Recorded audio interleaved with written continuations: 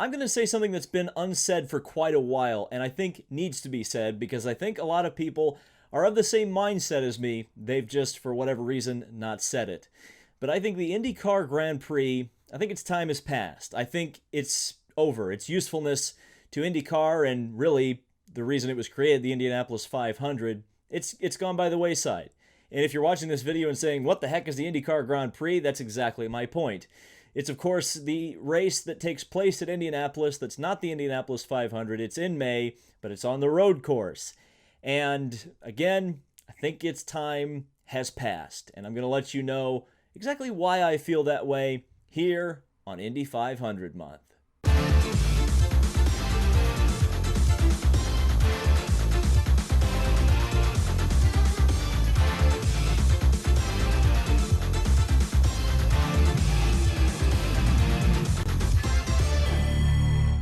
So first, I think I need to give a little bit of historical background because otherwise I'll be instantly passed off as a traditionalist who just wants ovals and that's all. In around 2012, 2013, I would say the Indy 500 hit its low point. It probably hit rock bottom. Attendance, interest, both nationally, internationally, and even locally, which is very important for ticket sales, it was at its rock bottom. And I'm not the only one that thought that. IndyCar did too. That's why they enlisted the Boston Consulting Group. Now, what's the Boston Consulting Group, you may ask? Well, it's obviously based in Boston, but it's a consulting group of folks who look at businesses and look at not only things that they're doing right and that they are doing wrong, but some future suggestions to try to make businesses more profitable. One of those suggestions, among many that many fans did not like avoiding the end of the NFL season or the beginning of the NFL season by moving the end of the season up significantly and compressing the schedule. By the way, the teams didn't like that either. That's why it's kind of gone away. But kind of the big suggestion was you have this Indianapolis Motor Speedway, the most famous racetrack in the world, and you only use it one time a year. And their suggestion based on that was, why don't you run another race at the Indianapolis Motor Speedway? Well, right off of the bat, it was out of the question that there could be another oval race. I mean, I'm sure somebody brought it up in a board meeting somewhere to run a 400-mile race to finish the season or something, or maybe do some kind of a doubleheader with NASCAR. I'm sure that came up. But the solution was quickly reached that, yes, they were interested in doing this, them being IMS, and the avenue to do it was going to be a road course race at the Grand Prix circuit on the old Formula One circuit. At the end of 2013, and by the way, the 2013 Indy 500, the attendance was awful throughout the month of May and all the way up to the Indy 500. Now, certainly, it's a crowd that most racing series would be jealous of even today, but by Indy 500 standards, it was way down. So, in the fall of 2013, because of this huge collapse, they decided to run a test. At that time, they ran on the proper Formula One circuit with a few modifications. Eventually, it was determined between the two drivers, Graham Rahal and Ryan Briscoe, that yes, this track with a few changes would be pretty good and pretty exciting to run an IndyCar race on. So later that winter and into the spring, they added we now know as the IndyCar Grand Prix. At that point, we knew as the Grand Prix of Indianapolis, and eventually it got a title sponsor, the Angie's List Grand Prix of Indianapolis. They put quite a few $1 million worth of investment into the track. They actually got the state of Indiana, for the first time in the Indianapolis Motor Speedway's history, gave the track a loan of $100 million, and a lot of that money went into renovating the road course. The changes, of course, are like the chicane on the back straightaway, and some corners were changed to make them a little bit faster. They also completely repaved the road course. And so we get to the first race, and I would say that local interest was pretty high.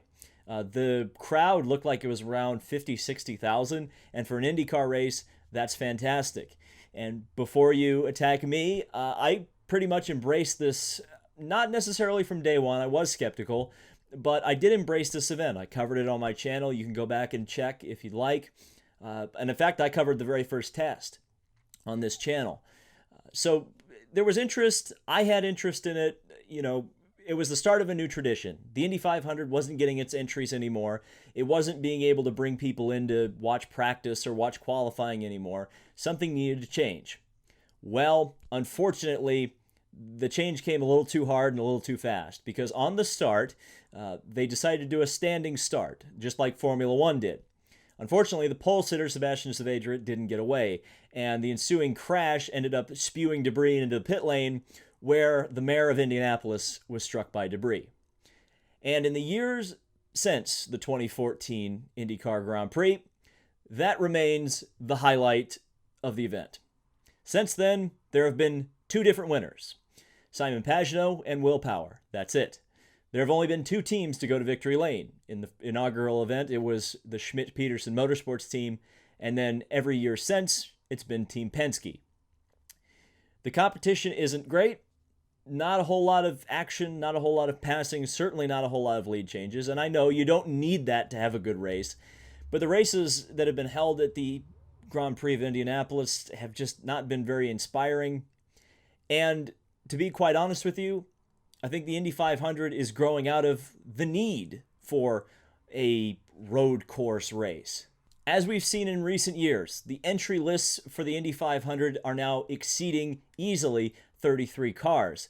That also means that suddenly the interest that wasn't necessarily there for, just 32 or 33 cars showing up every year, going around, running around and practicing, and then just putting their cars into the show. Now there's real intrigue throughout the month of May, all the way up to the qualifying and then through into the race. There's also the consideration of how the attendance has changed since the IndyCar Grand Prix.